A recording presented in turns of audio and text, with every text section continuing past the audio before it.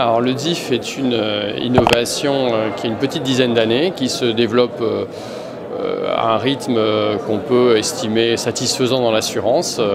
L'idée étant d'introduire une co-responsabilité dans la formation entre les salariés et leurs employeurs et d'utiliser un quota qui est de 120 heures pour les gens qui ont 6 ans d'ancienneté dans l'assurance, de façon à conduire un projet professionnel, un projet personnel ou tout simplement renforcer leurs compétences ou passer des diplômes.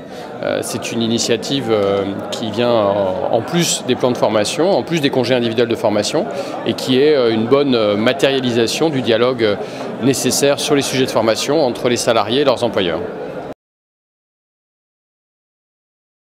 Il faut convaincre les directions des ressources humaines que le droit individuel de la formation, ce n'est pas quelque chose qui va être simplement une dépense, mais ça peut être un investissement.